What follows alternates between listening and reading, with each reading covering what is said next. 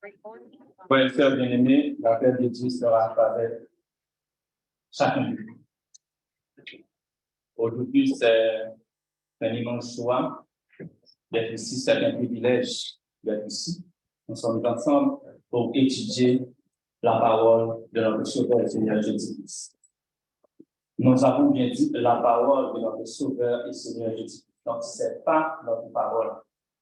Et pour cela, ça demande une bonne disposition du cœur, une bonne disposition de soi-même. Ce matin, Dieu a mis dans mon cœur, dans ma pensée, pour étudier ensemble, est-ce qu'on peut avoir un rêve? Donc, pour commencer, je demande à un frère ou une sœur de faire pour nous la lecture principale de l'Église qui est Jean 5, 1 à 9. Jean 5, 1 à 9. Jean 5.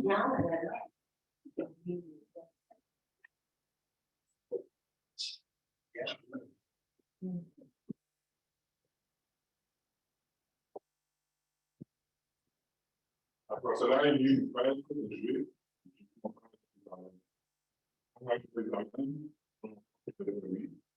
Il y a une piscine qui s'appelle le Bethesda et qui a 5 portiques. Sur ce portique était couché un grand nombre de malades, des aveugles, des tortues, des paralytiques qui entendaient le mouvement de l'eau. Car un ange descendait de temps en temps dans la piscine et agitait l'eau, et celui qui descendait le premier, après que l'eau avait été agitée, était guéri. Quelle que fût sa maladie. Là se trouvait un homme malade depuis 38 ans. Jésus, l'ayant pu toucher, et sachant qu'il était malade depuis longtemps, lui dit: veux-tu être guéri? Le malade répondit: Seigneur, je n'ai personne pour me jeter dans la piscine, car l'eau est agitée. Et pendant que j'y vais, un autre descend avant moi. Lève-toi, lui dit Jésus. Prends ton lit et marche. Aussitôt cet homme est guéri. Il prit son lit et marche. Merci beaucoup, frère Emmanuel. Donc, à travers cette lecture, on voit un homme malade qui a un rêve, qui a un objectif. Son rêve à lui, son objectif à lui, c'est de guérir. Parce qu'il souffrait pendant 38 ans. Et nous avons vu dans la lecture les démarches que cet homme a pu faire pour trouver cette guérison. Alors, c'est quoi l'objectif de cette étude ce matin? L'objectif principal, c'est de nous rappeler que tout homme ou tout chrétien peut réussir sa vie. Pour réussir sa vie, il doit avoir un but ou un rêve ou un objectif. Et que cette personne-là doit travailler fort pour réaliser le rêve qu'il a chez lui. Qu'est-ce qu'on va voir? On va voir ensemble c'est quoi un rêve. Est-ce qu'un rêve est-il possible, le rêve que vous êtes en train d'enchérir? Et pour réaliser ce rêve, à qui vous devez vous confier? Et lorsque ce rêve est réalisé, qu'est-ce que vous devez faire? Tout le long de l'étude, il est ouvert. Vous pouvez poser des questions, parce que c'est encore mieux, on fait des échanges à chaque fois.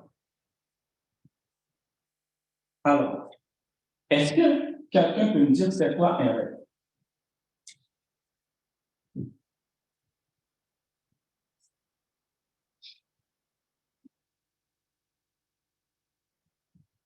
Quelque chose qu'on a décidé d'avoir.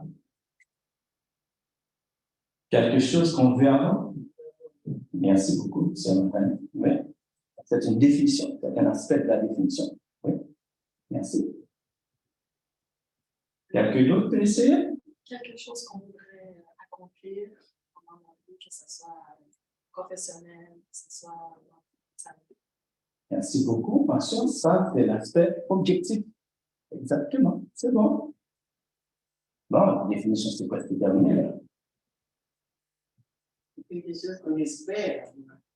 Merci. Merci, ma soeur. C'est parfait ça. On a toujours le même aspect des rêves. Dans les 3 définitions, chaque définition, c'est toujours le même aspect. Mais ça éclaircit qu'un rêve, c'est quoi les temps que ça peut avoir? Les objectifs de mission des valeurs. Alors, selon le dictionnaire de Robert donne 2 définitions. 2 définitions. Chaque définition englobe un aspect différent. Le premier aspect, il dit, c'est une suite de phénomènes psychiques, d'images en particulier, se produisant pendant le sommeil. Donc, dans ce cas, c'est l'équivalent d'un songe, tel que le songe de Joseph en Genèse 37, verset 6 et 7, et en Genèse 37, verset 9, tel que le songe de la femme de Pilate en Matthieu 27, verset 19, comme nos songes à nous quand on songe lors de nos sommeils. Mais certains de ces rêves sont des messages ou des informations que nous recevons comme ça est mentionné dans 2 versets de la Bible, c'est mentionné, Joël 2, verset 28, et Actes 2, verset 17. Je vais lire pour vous. Après cela, je répandrai mon esprit sur toute chair. Vos fils et vos filles prophétiseront, vos vieillards auront des songes, et vos jeunes gens des visions. D'autre part, par contre, c'est une suite de données. D'autres sont par contre, c'est une suite de données à réflexion profonde. Par exemple, lors de la journée, on est en train de réfléchir à des choses assez profondes. Ou bien des choses qui sont captées dans notre mémoire. Et puis, lors des rêves, quand on sommeille, et puis on révèle quelque chose qui donne une suite à nos réflexions antérieures. Certains de ces songes-là, on les comprend, d'autres, on ne comprend pas, mais d'autres, on les oublie aussi en réveillant. En se réveillant, on les oublie. Mais on se souvient qu'on a fait un songe. Mais décrire qu'est-ce qu'on avait vu, on ne se souvient pas. Le deuxième aspect du rêve qu'on avait bien vu ensemble, le dictionnaire de Robert le définit ainsi. C'est la construction de l'imagination de l'état de veille, destiné à échapper au réel, à satisfaire un désir. Pour certains, c'est l'équivalent d'un fantasme. Il y a quelques projets que vous avez, tellement que vous avez de l'ambition pour ce projet, et des gens à côté de vous disent, ah, c'est du fantasme. C'est de ce rêve que je vais vous parler. Pour nous, c'est l'équivalent d'un objectif, d'une mission, d'une vision qu'on veut accomplir, de quelque chose qu'on veut avoir, qu'on veut réaliser. C'est de ces rêves-là aujourd'hui qu'on est en train de parler. Est-il possible? Tant que le désir est fort en toi, tu ne peux pas encore l'atteindre, les rêves. Les gens vont prendre pour quelqu'un qui a perdu sa tête. Quand vous avez un rêve, un objectif à atteindre, vous persévérez et que vous ne pouvez pas l'atteindre, les gens autour de vous, ah lui là, c'est un homme malade, c'est une femme malade. Il n'a pas toute sa tête. Mais ne décourage pas. Toi, tu sais qu'est-ce que tu veux. Persiste. Et c'est ce qui a fait le monsieur malade qui était au bord de la piscine.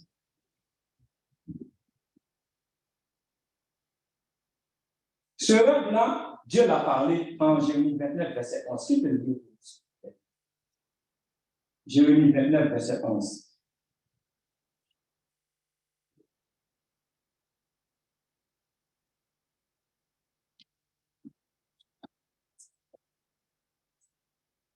Jérémie 29, 11. Je connais les projets que je forme sur vous, dit l'Éternel, projet de paix et non de malheur, afin de vous donner un avenir et de l'espérance. Merci beaucoup, mon frère. Donc, l'Éternel a un rêve pour chacun de nous, a un objectif pour chacun de nous, a des projets pour chacun de nous. Mais chacun de nous, nous avons un projet pour soi-même. Nous avons un projet pour notre famille. Nous avons un projet pour notre communauté. Nous avons un projet pour l'Église, pour l'Assemblée, pour ce bâtiment, pour cette assemblée. Dr. Miles Monroe a dit la plus grande stratégie, la plus grande tragédie n'est pas la mort, mais une vie sans but. Ce texte, je l'ai trouvé dans focusfamily.ca. Il a été écrit le 23 avril 2018 par Cynthia Alves. Mais il y a un autre auteur qui dit que le plus grand péché qu'un homme peut commettre, c'est d'être passif sa vie tout entière sans être utile. Vivre son rêve, vivre son objectif, c'est passer aussi sa vie sans être utile. C'est Raoul Folgo qui l'a dit. Alors, les rêves qu'on a, les objectifs qu'on a, les projets qu'on a, sont-ils possibles? Sont-ils impossibles? C'est pas à moi de répondre à cette question. Nous allons lire 6 textes bibliques.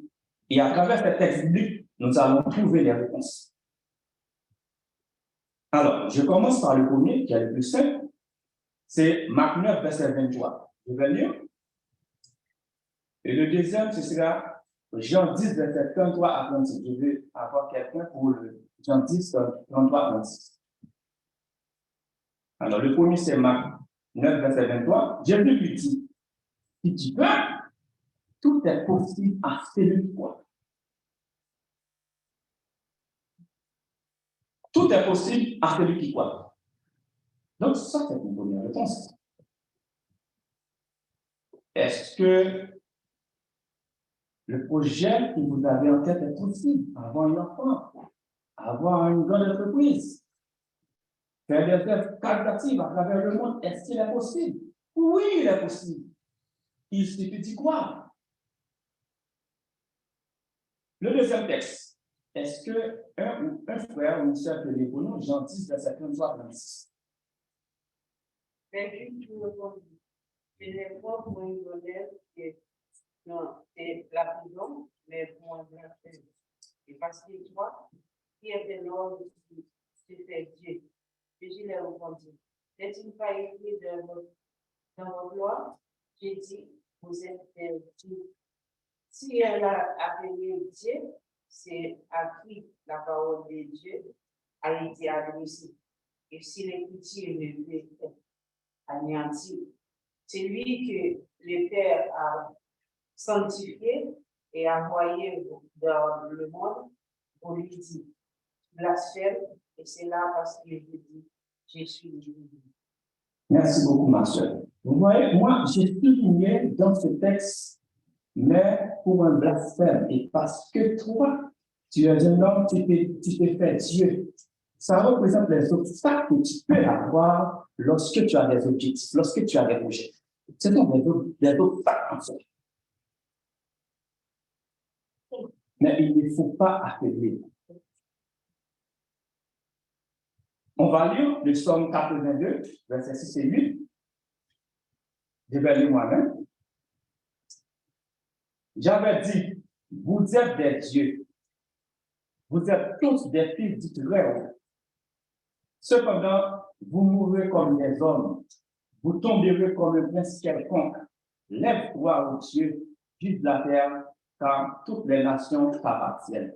Dans ce texte, je souligne cependant, vous mourrez comme des hommes. Vous tomberez comme un prince quelconque.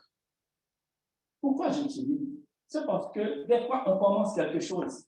Et à moins de difficulté qu'on trouve, on laisse tomber. Et c'est dans cette étape-là même que vous tombez. C'est en laissant tomber la chose. Parce que vous n'avez pas la foi, parce que vous ne testez pas. Pour réaliser n'importe quoi dans la vie, ça demande la détermination, la persistance. C'est dans la persistance, la foi. Jérémie 29, 12, 13, et après, j'ai besoin d'un frère qui va aller pour nous, pour une sœur. Jean 15, verset 1, 7 et 8. Jean 15, 1, 7 et 8. Mais je vais aller d'abord, Jérémie 29, 12, 13. Mais après, c'est un frère qui va venir une sœur, qui va aller pour nous. Jean 15, 1, 7 et 8. Alors, je vais aller le Jérémie 29, 19, 13. Vous m'invoquerez et vous partirez. Vous m'écouterez et je vous exaucerai. Vous me cherchez et vous me trouverez. Si vous me cherchez de tout votre cœur. Dans ce texte-là, j'ai souligné, si vous me cherchez de tout votre cœur. Des fois, on commence quelque chose, mais c'est pour faire plaisir à quelqu'un d'autre. Ça ne vient pas de nous directement, mais on veut faire plaisir ou dire on veut entrer en concurrence à quelqu'un pour montrer qu'on peut faire quelque chose. Et dans ce cas-là, ce n'est pas de tout cœur que vous commencez. Il en est de même. Lorsque vous priez pour faire semblant que vous priez, vous ne cherchez pas Dieu avec votre cœur. C'est pour faire semblant que vous êtes en train de prier. Non, il faut prier de tout cœur. Il faut chercher Dieu de tout votre cœur. Il en est de même, ce que vous voulez réaliser, il faut mettre votre cœur là-dedans. Alors, Jean 15, verset 1, 7 et 8. Quelqu'un, une personne que vous connaissez? Et moi, et que la parole que moi un peu demandé et que vous pouvez, cela vous sera posé. Si vous apportez beaucoup de fruits, c'est ainsi que mon Père sera glorifié et vous serez mes disciples. Merci beaucoup, mon frère. Il y a seulement là le verset 1 que tu as oublié de lire, c'est « J'ai pris les sept et mon Père est le vigneron ». Donc, qu'est-ce que je souligne, c'est « Vous portez beaucoup de fruits, c'est ainsi que mon Père sera glorifié et que vous serez mes disciples ». Quand vous réalisez des choses, des chrétiens, des choses vraiment du cœur, toutes les personnes sont contentes autour de vous. Même ceux qui n'étaient pas contents auparavant, qui vous a donné des découragements, ils vont être contents. Mais pendant que les personnes réjouissent avec vous, Dieu aussi réjouit avec vous. Vous êtes chrétien, vous le faites, vous suivez la bonne voie, et bien dans ce cas, les autres vont dire, waouh, lui, c'est quelqu'un à suivre, et bien dans ce cas, Dieu pour lui, ça doit à travers nos actions. Matthieu 17, 19, 21, le dernier texte, moi je vais lire. Matthieu 17, 19, 21.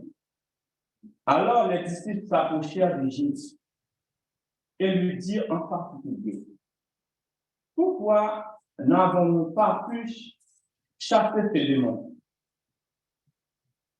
C'est à cause de votre incrédulité, leur dit Jésus. Je vous le dis en vérité, si vous aviez de la foi comme un grain de sénévé, vous diriez à cette montagne, transporte-toi d'ici là, et elle se transporterait. Rien ne vous serait impossible, mais cette sorte de démons ne sont que par la prière et par le jeûne. Qu'est-ce que j'ai souligné dans ce texte? C'est démons, prière et jeûne. Pourquoi démons? Dans le contexte création d'entreprise, dans le contexte poursuite des objectifs, le mot démon symbolise pour nous tous les obstacles que nous allons rencontrer, toutes les inquiétudes que nous avons en tête, toutes les doutes que nous avons. C'est ça le démon, c'est là nos démons. C'est ça qui vont nous empêcher d'avancer. Et c'est pourquoi on l'appelle démon. Dans ce même contexte, prière et jeûne symbolisent pour moi,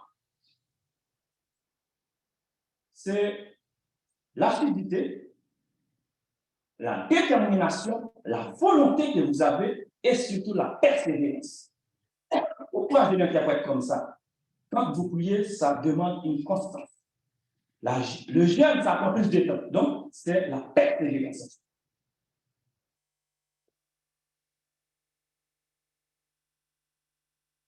Alors, on vient de voir que tout est possible. Vos rêves sont possibles à réaliser à travers les 6 textes que nous venons de voir ensemble. Maintenant, pour réaliser vos rêves, à qui vous devez confier?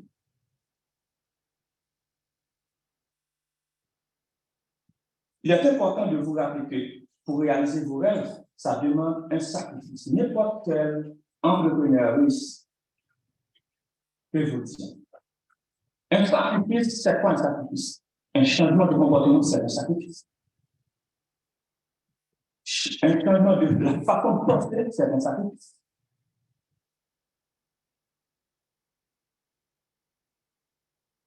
C'est un changement, un passage de vie d'homme paresseux à l'homme travailleur.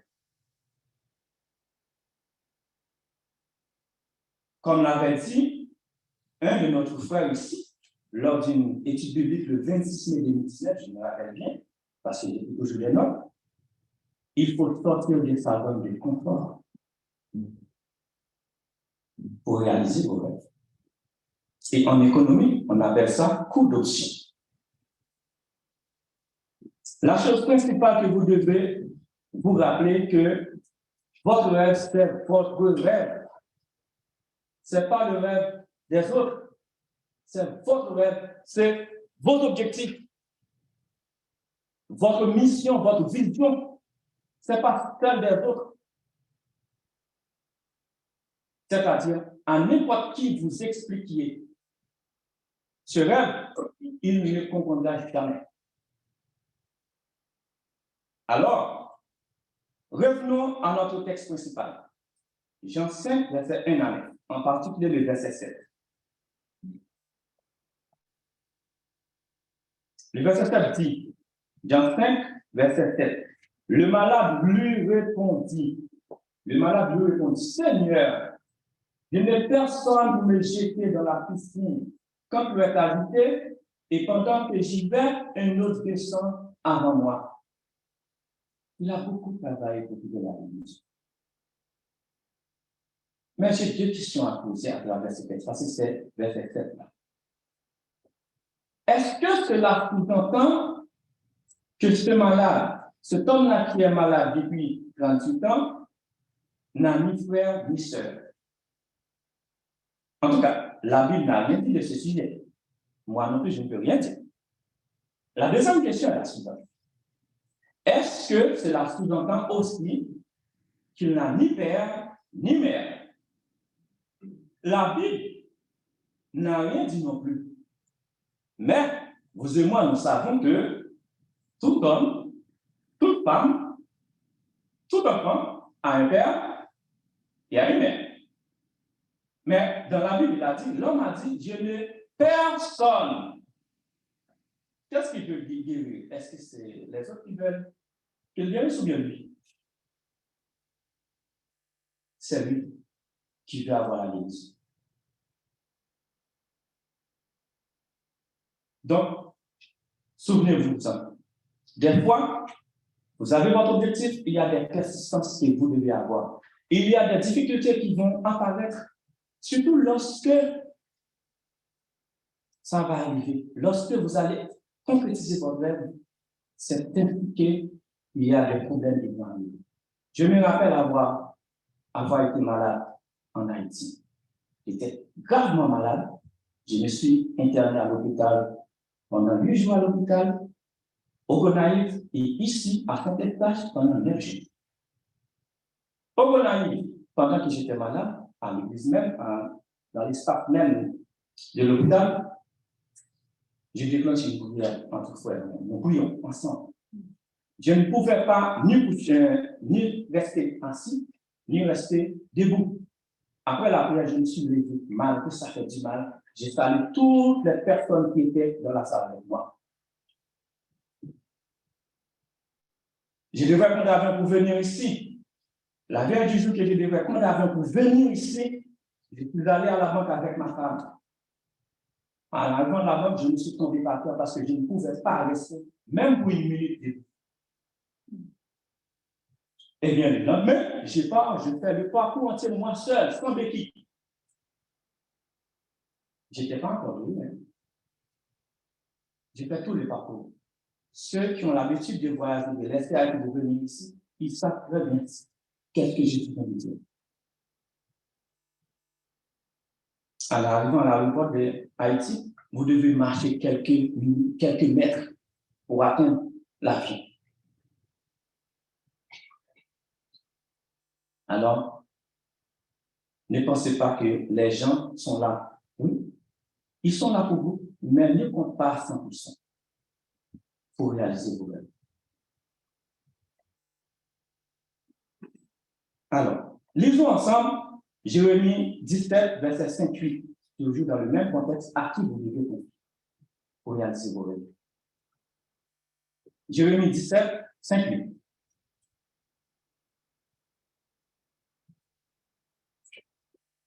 Je vais lire.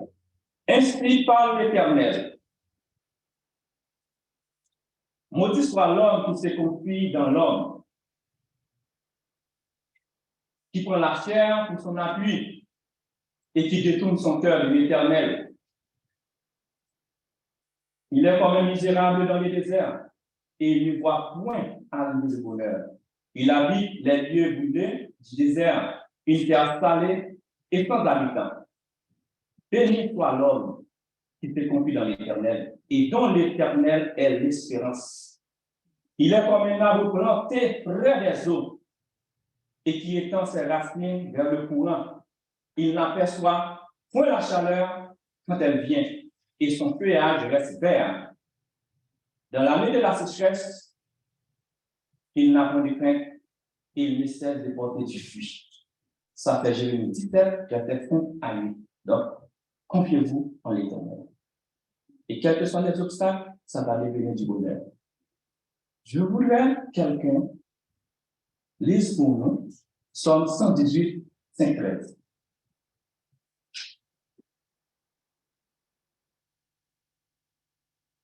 Psaume 118, 5-13.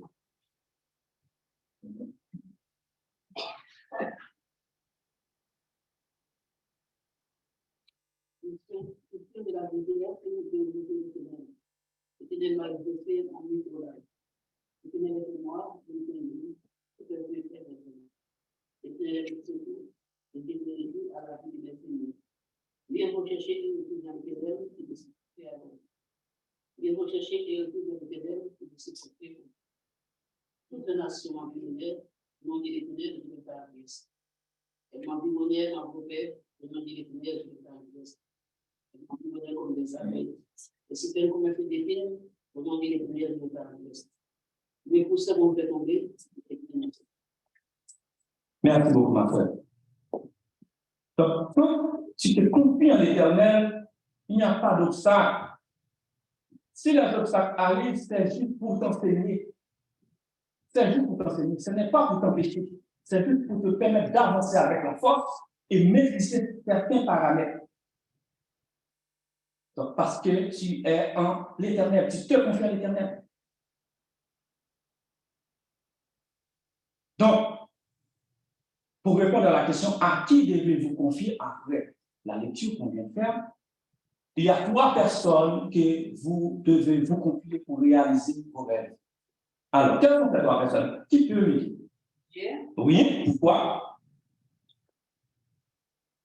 C'est lui qui a les pouvoirs. Parfait. Nous aider à réaliser. Merci beaucoup. La deuxième personne, c'est qui? Si? C'est Jésus. C'est Jésus. Quand on dit Dieu, c'est Jésus. Pourquoi Jésus? Parce que Jésus est comme Dieu. Lui fait tout. Parfait. Oui, jusqu'à présent, je suis toujours dans la première personne. Merci beaucoup. La deuxième personne, c'est qui? La deuxième ou Oui. la deuxième? C'est la deuxième. En réalité, les 2 personnes, la première, c'est Dieu, la dernière, c'est Dieu. Alors, j'ai dit Dieu déjà. Mais le deuxième, la première et la dernière, c'est Dieu. C'est toujours Dieu. La première et la dernière, c'est Dieu. Oui, la première et la dernière, c'est Dieu. C'est 3 personnes. La première personne, c'est Dieu. La dernière personne, c'est Dieu. Le deuxième, c'est qui? La deuxième, c'est? Le Saint-Esprit. Non. Saint-Esprit, Dieu, Jésus, c'est la même personne. Oui. La deuxième personne, c'est qui? Quoi? Exactement ça. C'est vous. N'oubliez jamais ça, c'est vous. La deuxième personne, c'est vous. Pour commencer, c'est Dieu, pour finir, c'est Dieu.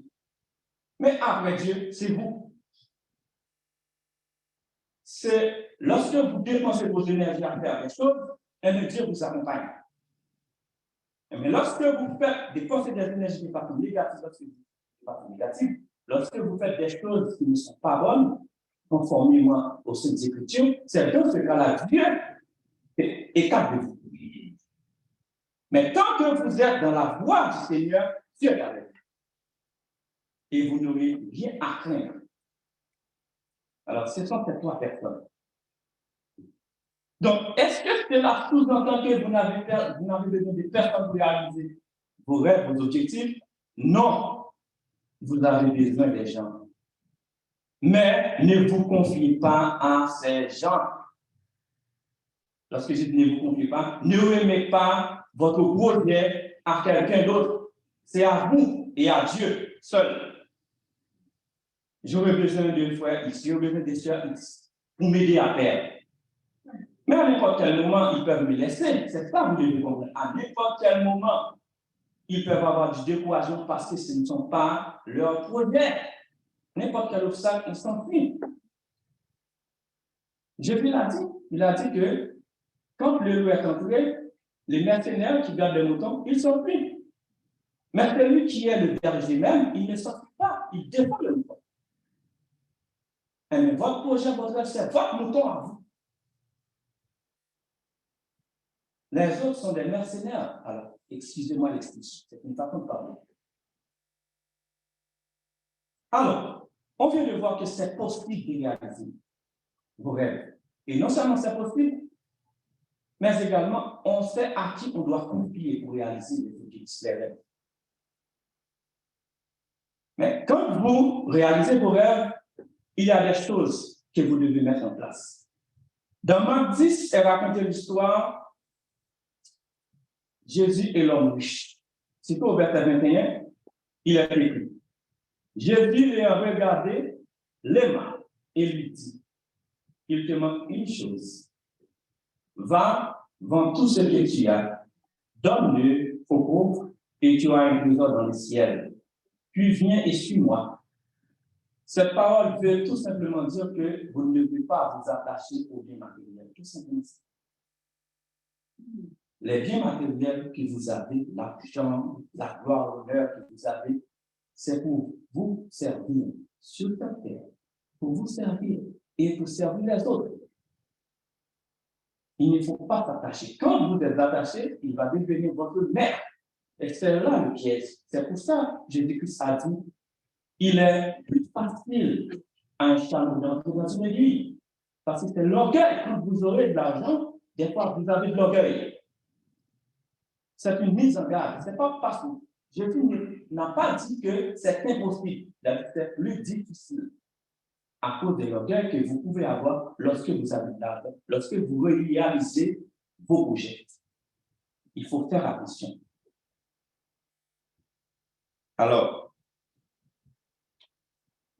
dans Marc 10, généralement, lorsque les gens ont de l'argent, ils sont orgueilleux, hautains, pensant qu'ils sont les maîtres du monde. En Marc 10, 25, il est écrit, les disciples furent étonnés de ce que Jésus parlait ainsi, et reprenant, il leur dit, mes enfants, il est difficile à ceux qui se confient dans la richesse que dans le royaume de Dieu. Il est plus facile à un chameau de passer par le trou d'une aiguille qu'à un riche d'entrer dans le royaume de Dieu. Changez votre façon de vivre, renoncez à soi-même. Dans cette partie, ce que je voudrais partager avec vous, c'est tout dans Deutéronome 8, verset 11, 14. Alors, je vais lire. Garde-toi d'oublier l'Éternel, ton Dieu. Deutéronome 8, verset 11 à 14. Deutéronome 8, verset 11 à 14.